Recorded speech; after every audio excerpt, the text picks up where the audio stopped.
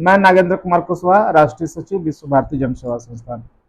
साथियों, जैसा कि आप सबको पता है कि आज करीब 2-2.5 साल से विश्व भारती जन सेवा संस्थान सहारा इंडिया से भुगतान के मुद्दे पे लगातार संघर्ष कर रहा है।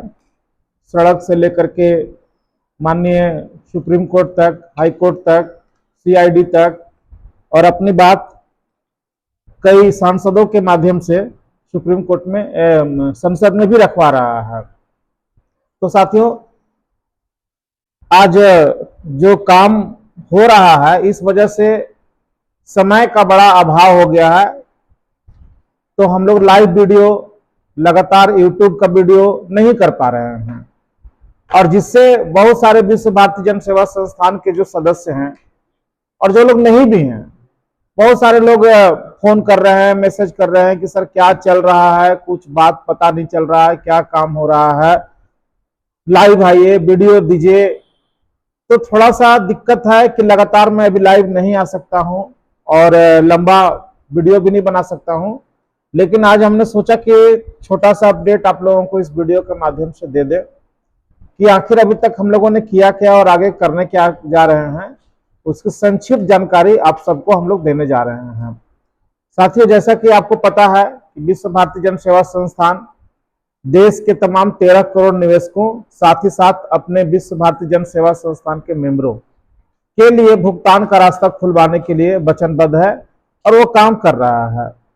और ये काम बहुत बारीकी से करना पड़ रहा है, क्योंकि जिनको पास हम लोगों ने अपना सब कुछ, धन संपत्ति, मान सम्मान, प्रतिष्ठा सब कुछ दे दिया, वो आज सब कुछ हड़प करके बैठे हुए हैं और लगभग 2.5 से 3 लाख करोड़ रुपया का भुगतान सहारा इंडिया का बाकी है, और वो तरह तरह का खेल खेल रहे हैं। और उनसे निपटने के लिए हम लोगों को भी बहुत बारीकी से काम करना पड़ रहा है। इसीलिए साथियों, मैं कुछ चीजें आप सबके सामने बताना चाहता हूं कि अभी तक जो काम हम लोगों ने किया या आगे जो करने वाले हैं। जैसे कि माननीय सुप्रीम कोर्ट में पिनाक मोहंती जी का जो केस लगा हुआ है, उसमें हम लोगों ने एक आईए फाइल किया है, लेकिन वो आईए थोड़ा डिफरेंट है। उसमें तमाम सहारा का स्कीम और पोर्टल की खामियां और भुगतान का कैसे हो सकता है, उसका पूरा मैप प्रेजेंटेशन बना करके आईए के रूप में हम लोगों ने वहां लगाया है। और जो सुनवाई होने वाली है माननीय पिनाक मोहंती जी का, उसमें आपका आईए लगा हुआ है संस्थान का। जैसे ही सुनवाई होगी तो हम लोगों को भी सुना जाएगा। दूसरी तरफ हम लोग माननीय सुप्रीम कोर्ट में एक रीट याचिका भी फाइल किए हुए हैं। देश के तमाम 2.5 लाख करोड़ रुपया 13 करोड़ जमाकर्ताओं के लिए, साथ ही साथ विश्व भारती जन सेवा संस्थान के जो मेंबर बने करीब 30-32 हजार, उनके लिए। तो वो काम भी हम लोग गए हैं, लेकिन वो केस सहारा सेबी से जाकर के टैग हो गया था। सहारा की तरफ से बहुत बड़े बड़े माननीय वकील आते हैं और उनके समकक्ष हम लोगों को खड़ा होने के लिए पैसे की भी उतनी हम लोग के पास कमी है, संसाधन नहीं है। तो इसलिए हम लोगों ने झारखंड सरकार से मदद मांगा था। वो मदद जो हम लोगों ने मांगा था, उसके लिए इंक्वायरी कमीशन बनना था। इंक्वायरी कमीशन के माध्यम से सुप्रीम कोर्ट में आईए लगना था। उसके लिए भी विधानसभा से हम लोगों को सहमति मिल गया है, और बहुत जल्द हम लोगों का जो रीट याचिका लगा हुआ है, उसमें आईए लगने जा रहा है झारखंड सरकार की ओर से, और तब वो हम लोगों का जो रीट याचिका है उसकी भी सुनवाई शुरू हो जाएगा। तो ये हम लोग का बहुत प्रयास है, चूंकि सरकारी तंत्र में काम करना, करवाना कितना कठिन होता है, ये आप सब भी जानते हैं। तो ये सब हम लोग कर रहे हैं। तीसरी तरफ सीआईडी में हम लोग जो केस किए, उसमें 2 महत्वपूर्ण केस हैं। एक 400 करोड़ रुपए का जो केस के माध्यम से हम लोगों ने जो संज्ञान में लाया झारखंड सरकार के और सीआईडी को, उसमें झारखंड में 2022-23 में कुछ केस अलग अलग थाने में थे। वो सबको हम लोगों ने आग्रह करके सीआईडी में टेक ओवर करा दिया है। टोटल 10 केस सीआईडी में टेक ओवर हुए हैं, और सीआईडी उसके ऊपर काम करना भी शुरू कर दिया है। अभी 2 लोगों की गिरफ्तारी हुई है, और आगे और भी हम लोगों ने आग्रह किया है, और पुलिस अपना काम कर रही है। वो सब चीज बताने का नहीं है, वो काम चल रहा है। दूसरा एक महत्वपूर्ण केस हम लोगों ने अभी हाल में रजिस्टर्ड करवाया, और वह है जमीन घोटाला का। सहारा इंडिया ने, जैसा कि पता है कि माननीय सुप्रीम कोर्ट ने आदेश दिया था कि कि कोई भी जमीन आप बेचेंगे तो उसका पैसा जो है सहारा सेबी के अकाउंट में जाना चाहिए, और बाजार भाव से आप कम में नहीं बेच सकते हैं, और सर्किल रेट से तो कम करना ही नहीं था। लेकिन बहुत सारा चीज हम लोगों ने पकड़ा देश भर में कि इनकी जमीनें बेच दी गई और उसका पैसा सहारा सेबी के अकाउंट में डाला भी नहीं गया, और बाजार भाव से बहुत कम रेट में बेचा गया। और वो पैसा आखिर गया कहां, वो देश में है या विदेश में है, या सहारा के अधिकारी उस पैसे से अपनी निजी संपत्ति बना लिए।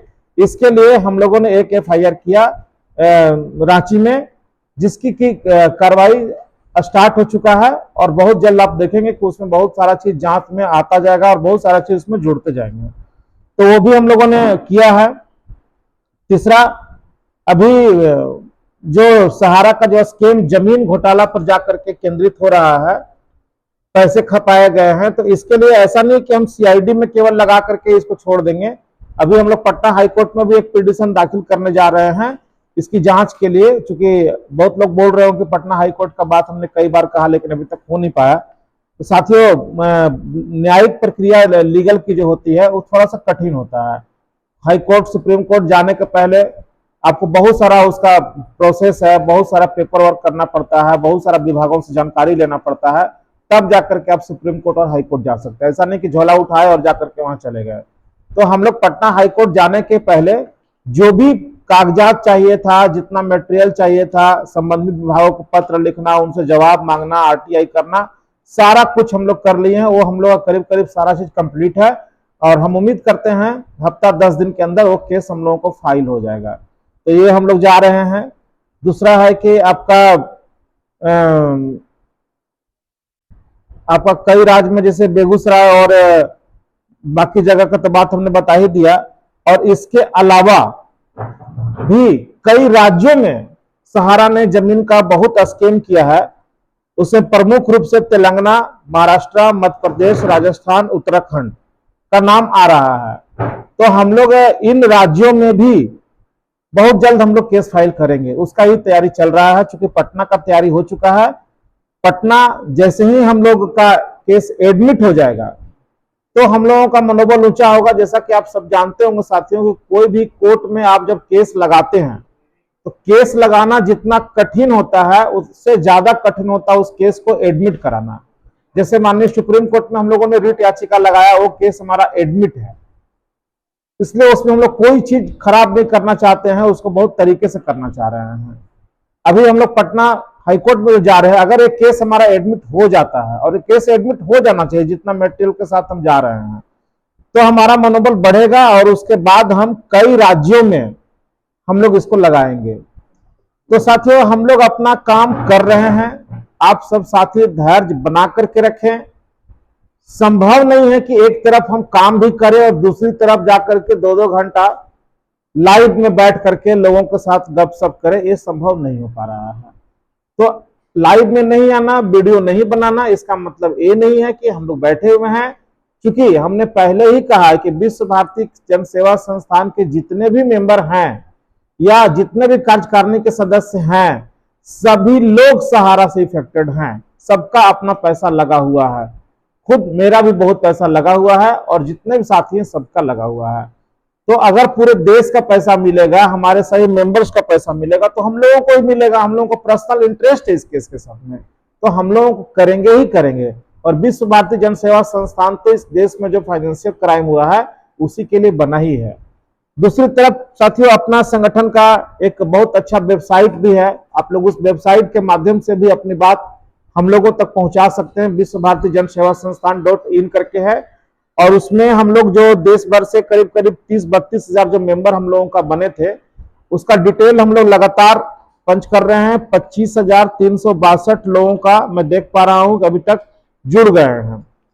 वो आप लोग वेबसाइट के माध्यम से अपना अपना आईडी कार्ड, अपना डिटेल्स चेक कर सकते हैं। कुछ अगर उसमें एरर होगा तो उसको ठीक किया जाएगा, और वेबसाइट को आप लोग इस्तेमाल कर सकते हैं। अपनी बात वेबसाइट के माध्यम से भी हम लोगों तक पहुंचा सकते हैं।